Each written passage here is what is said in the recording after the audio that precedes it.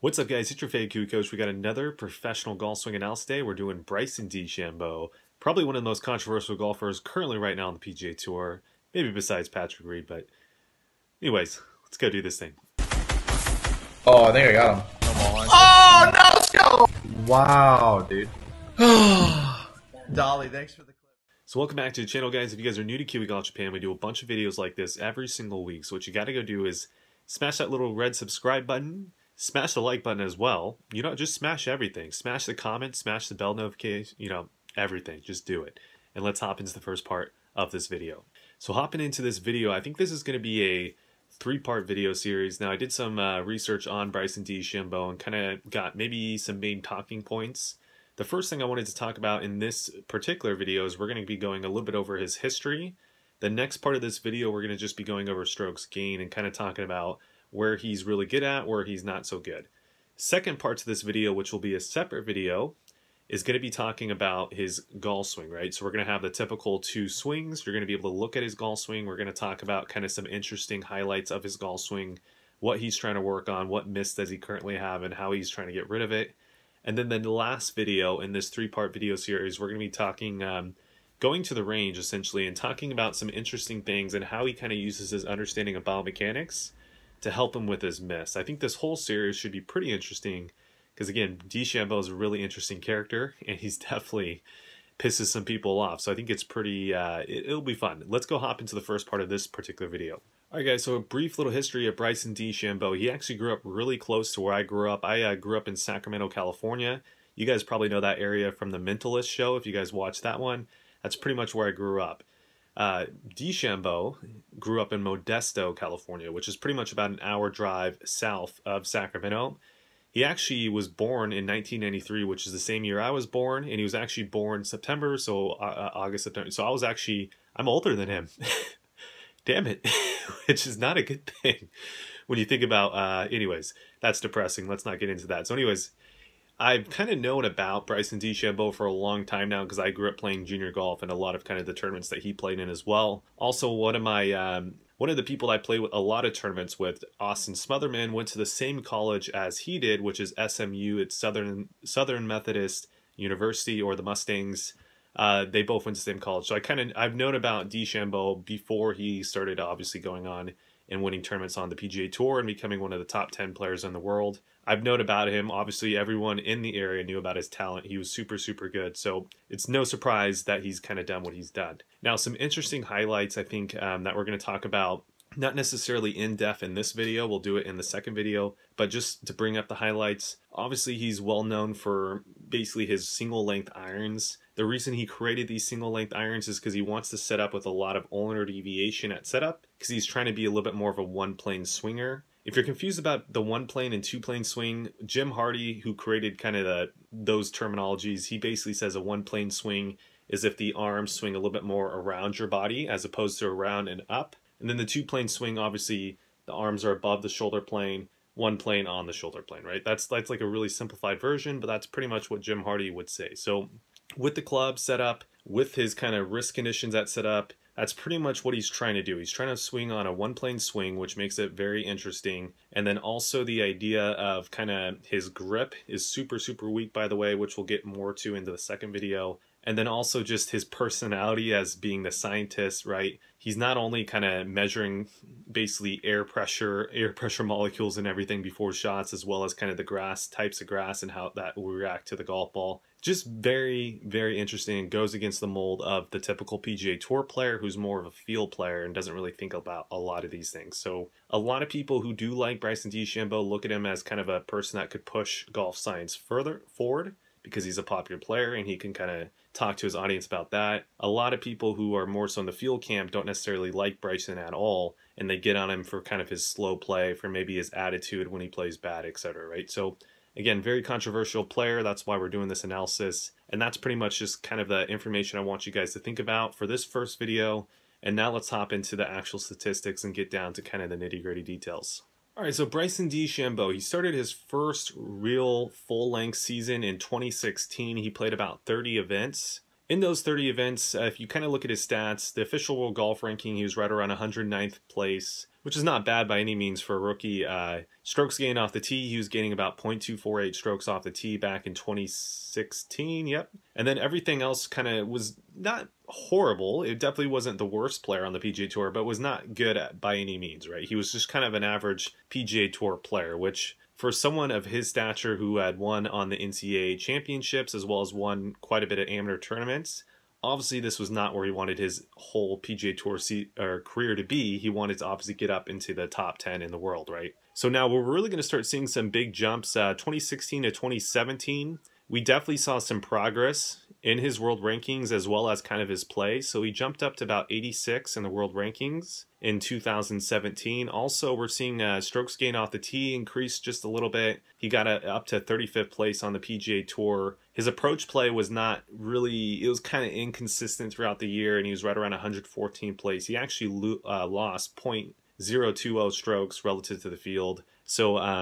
again, 2017, you definitely saw some improvement, but he was still nowhere near being a top 10 player in the world. Now, from 2017, from 2018, this is when you're going to see the big jump, right? This is when he actually started to become, 7th in the world.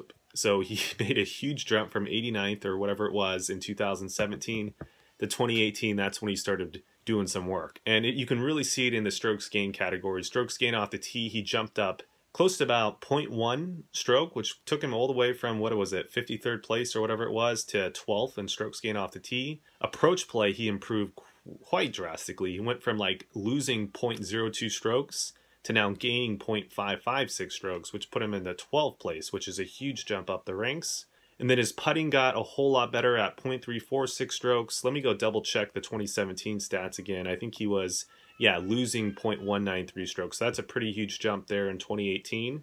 And then total strokes gained, he was right around 1.558, which is 6 on the PGA Tour in 2018. If we take a look at 2017, he was only gaining 0.190. That's almost like a full stroke basically right there, which placed him 78th in 2017.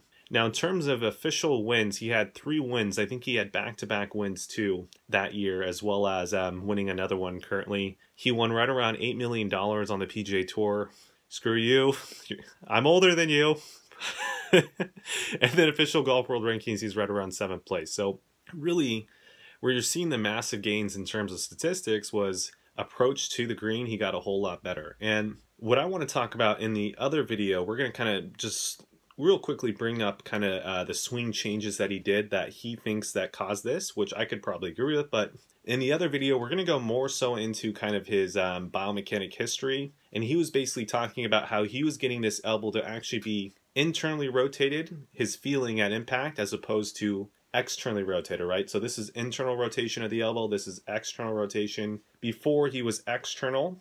And then the elbow movement right here is separate to the forearm and the wrist movement, correct? So what happens is if you're externally rotated, you have a larger range of motion than you would if you were this way with this wrist down at impact. All that means that he had a potential to miss the ball left. So if he could do this motion right here, it was easier for him to not miss the ball left.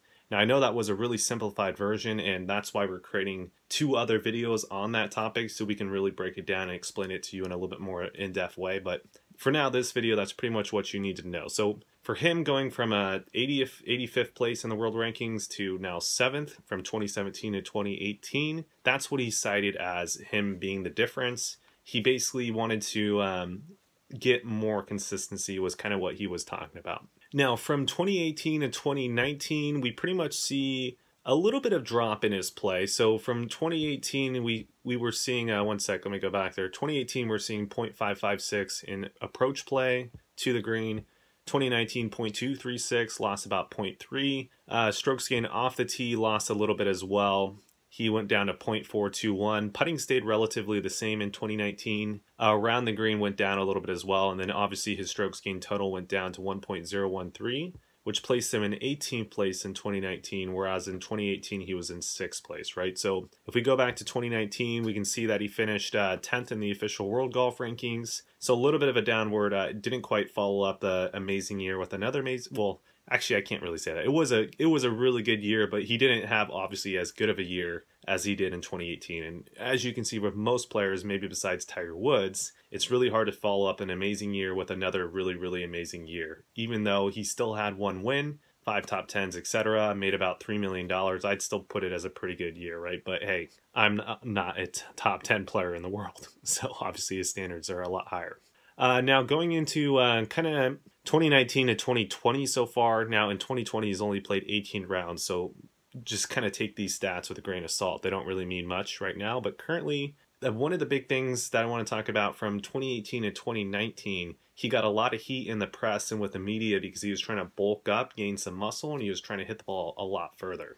Now, I could get why he's trying to do that, because if you look at his kind of strokes gained off the tee from 2019 to 2018, he really was doing, he was good. He was definitely in the top 25, which is good by any means. But if you wanted to be one of the best players in the world, which I think is kind of his goal, he had to get more distance, right? Because the thing is, if you don't hit it, let's say if you're not one of the top 5 in terms of distance on the PGA Tour, you have to be incredibly accurate to make sure that you're getting a lot of strokes gained off the tee. Now, if you hit the ball really far, you don't have to be as accurate and you're still going to gain a lot of strokes off the tee, right? So when he was looking at his overall statistics in terms of strokes gained total, he saw that he had a massive drop from 2018 to 2019. The main reason why is because he lost out on some distance, as well as his accuracy pretty much went down a little bit as well. So really the main takeaway point for this is, for him to get to that next level where he's gaining close to a stroke off the tee, which is where a lot of the dominant players are in terms of players that are inside the top 5, he needed to get more distance. That's why he bulked up. And then if you can see, if we go back to 2020, you can see that his driving distance went from about 304, 302 in 2018, 2019, and now he's up to 314, which places him 5th on the PGA Tour. Driving accuracy percentage actually has dropped so far in 2020, about 4%, 3.10% roughly.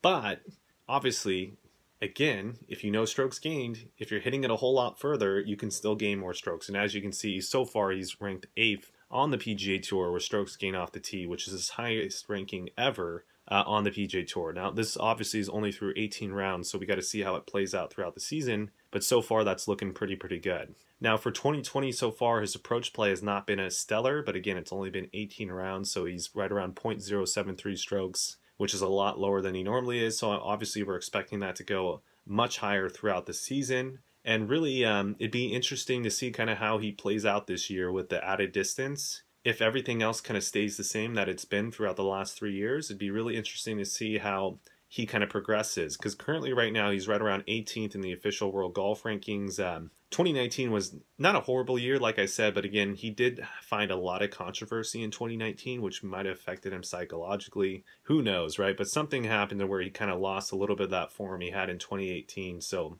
really interested to see how this added distance goes. Maybe being a little bit bulkier, a little bit more fit probably gives him a little bit more confidence as well. Maybe that'll help the psychology factor of everything. But anyways, that's pretty much the stats. So kind of looking back, in terms of him being one of the best players in the world, he has the potential, right? He has the distance now. His approach play has always been pretty dang good. Putting was pretty bad at the beginning of his career, but now it's starting to kind of trend upwards, as well as it's kind of pretty stable now. You don't see really too bad ups and downs with his putting in terms of the strokes gained stat. And then strokes gained total, obviously the last 3 years he's been super solid. So we'll see how these stats play out in 2020, and we'll see how the season goes. Will he get back inside the top 5 of the official world golf rankings? Or actually, I don't think he's broken the top 5. Correct me if I'm wrong, but will he get within the top, 10 again, basically? Let's just put it that way. Someone's going to nail me in the comments. Anyways, so that's this first video. The next video, we're going to be going a lot more into kind of the golf swing, the one plane terminology, kind of everything that you guys want to know about him. And then again, remember, the third video will be at an actual range where we'll talk about the concepts and visually show you guys a little bit better, show you guys some TrackMan numbers, and see if you guys enjoyed that as well. But anyways, subscribe, like, comment, share, all that good stuff, and I'll see you guys again next video.